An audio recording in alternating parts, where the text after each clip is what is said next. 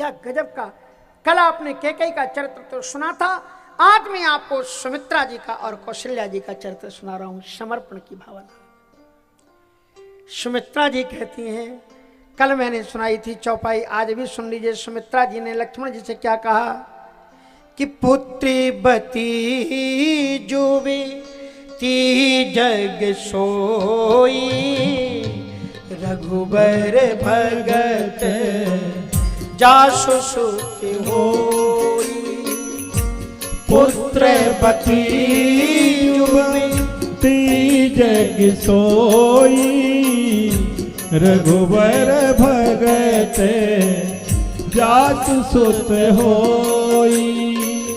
न तरे बांझे भले बांधे बियानी, न तरु बांझे भले बांधे बियानी, राम विमुख सुते ते हेतु जानी, राम विमुख सुते ते हित जानी।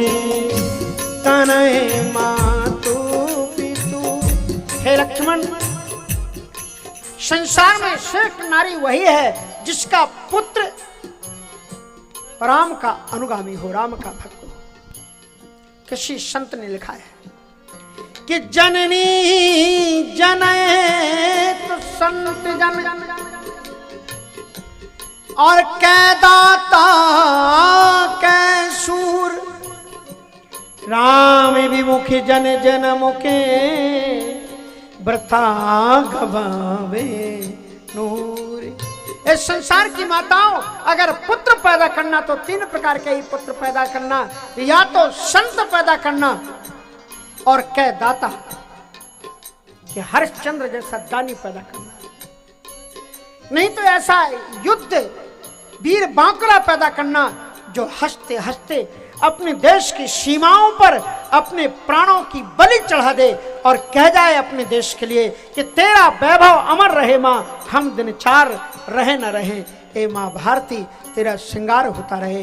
ये सपूत में फूल बन करके तेरी बलि वेदी पर अपने आप को समर्पित कर दे। तो जननी जनय तो संत जन, और कै दाता कै सूर, राम विमुखे जन जन मुखे, वृथा गवावे नूर। राम से विमुख पुत्रों को पैदा करके अपनी तेजस्विता ओजस्विता को, युवावस्था को समाप्त मत करना। सुमित्रा जी ने कहा कि लक्ष्मण सावधान, एक बात का ध्यान रखना, जब तुम राम के साथ में वन में जाओ तो एक चीज का ध्यान रखना, ये आपको मैं बता देती हूं कि वहां पर ये सोचना कि मैं तुम्हारी मां नहीं हूं, हरदम ये ध्यान रखना। वहां पर ये सोचना कि मैं तुम्हारी मां नहीं हूं और मैं यहां ऐसे रहूंगी कि हरदम सोचती रहूंगी कि मैं लक्ष्मण की मां हूं। कहा कि मां ये कौन सी पहेली है कि मैं सोचूं कि तुम मेरी मां नहीं हो और तुम सोचो कि मैं लक्ष्मण की मां हूं। कहा हाँ लक्ष्मण, यदि तुम राम की सेवा में 14 वर्ष वनवास में रहोगे और यदि तुम मुझे मां मानोगे तो तुम्हारा बार बार मन मां को याद करेगा और तुम मेरे पास में तुम्हारा मन चलाएगा तो तुम्हारा मन लक्ष्य भटक जाएगा। इसलिए तुम वहां पर सीता जी को मां मानोगे तो तुम्हारा मन वहीं पर रहेगा और मैं यहाँ रह करके बार बार गौरवपूर्वक सोचूंगी कि मैं लक्ष्मण की मां हूं और जब जब अपने लाडले लखन को मैं याद करूंगी और तुम राम के चरणों में बैठे रहोगे तो तुम्हारे वाहन में मेरा भी मन राम के चरणों में बैठ जाएगा, पहुंच जाएगा। इसलिए मैं तुम्हारी मां नहीं हूं लेकिन तुम मेरे बेटे हो। सकल प्रकार विकारे बिहाई, मन क्रम वचन करहु सेवकाई। काम क्रोध ईर्षा मद मोहू और जन सपने हूँ इनके बस हो। हे लक्ष्मण, मेरा उपदेश है, काम क्रोध मद और लोभ के स्वप्न में भी वशीभूत मत होना। कहा कि माँ ये आप क्या कह रही हैं? जागृत अवस्था में तो व्यक्ति ध्यान रख सकता है लेकिन सोते में स्वप्न क्या दिखाई पड़े, क्या हम कंट्रोल कर सकते हैं स्वप्न पर? यह आज्ञा का पालन कैसे हो सकता है? बड़ा कठिन है। लक्ष्मण जी ने एक पल सोचा और फिर माँ के चरणों में हाथ रखा, कहा कि माँ मैं आपको वचन देता हूँ, मैं कभी भी स्वप्न के वशीभूत नहीं होऊंगा, मैं कभी भी इन विकारों के वशीभूत नहीं होऊंगा। बोले कैसे नहीं होगा? कहा कि ये स्वप्न आएंगे तब तो होऊंगा, इसलिए मैं स्वप्न देखूंगा ही नहीं। अब आदमी अगर सो जाए तो क्या तुम्हारा कंट्रोल है कि स्वप्न आएगा कि नहीं आएगा? का सोने पर तो कंट्रोल होगा। इसलिए माँ मैं आपके चरणों में हाथ रख करके आज वचन देता हूँ कि जब तक भैया के साथ 14 वर्ष वन में हूँ मैं सोऊंगा ही नहीं, ताकि मुझे स्वप्न आए ही नहीं। यह है लक्ष्मण, जिसकी पूजा आज मंदिर मंदिर में, घर घर में राम के साथ में होती है। दक्षिणे लक्ष्मणो यस्य, राम की झांकी का शुभारंभ लक्ष्मण से होता है। दक्षिणे लक्ष्मणो यस्य वामे च जनकात्मजा, पुरतो मारुत यशोत्तम वंदे रघुनंदनम। तीनों तैयार हुए हैं और वनवासियों का तीनों तैयार होकर के दशरथ जी के पास आए। दशरथ जी उन्हें खड़े हुए देख करके अत्यंत रोए, तड़फे। सीता जी को गोद में लगा करके कहा कि तुम कहो तौ न दीन वनवासु, तुमको तो वनवास नहीं दिया गया है, तुम क्यों तैयार हो गई हो? यदि राजा जनक मुझे कदाचित मिल गए तो मैं क्या जवाब उनके सामने दूंगा कि मैंने उनकी बेटी को कैसे रखा? इसलिए सीता तुम मत जाओ। पर सीता जी ने भी कोई जवाब नहीं दिया। तो उसके बाद में कैकेयी ने तत्काल निर्देश दिया, मंथरा से कहा इनको वस्त्राभूषण दिए जाए। और फिर मंथरा 3 थाल सजा करके लाई। सब में मोटे मोटे ऋषियों जैसे वस्त्र थे, मोटे और कपड़े के बने हुए, और 3 थाल, एक राम जी को, एक लक्ष्मण जी को, एक सीता जी को दिया। सैकड़ों हजारों नरनारी राजमहल को घेर करके खड़े हुए हैं और अंदर तक घड़ी हुई दासी दासियां आज बिलख बिलख करके रो रहे हैं। वशिष्ठ जी महाराज वहीं पर थे। वशिष्ठ जी महाराज से करुणा में दृश्य देखा नहीं गया। निकस वशिष्ठ द्वार भय ठाड़े, देखे विरह लोग दवदाड़े। राम जी को जब वो थाली दी गई तो आज भगवान श्री राम जी ने पहली बार अपने हाथों से सहस्त्रों सहस्त्रों नरनारियों के समक्ष अपने घुंघराले सुकोमल बालों के ऊपर से नीलमणि उतार करके जब नीचे रखा तो दासी दास चीख मार करके धरती पर गिर पड़े। श्री राम जी ने बाजू बंद उतारे। श्री राम जी ने जितनी अंगूठियां थी उतार करके रख दी।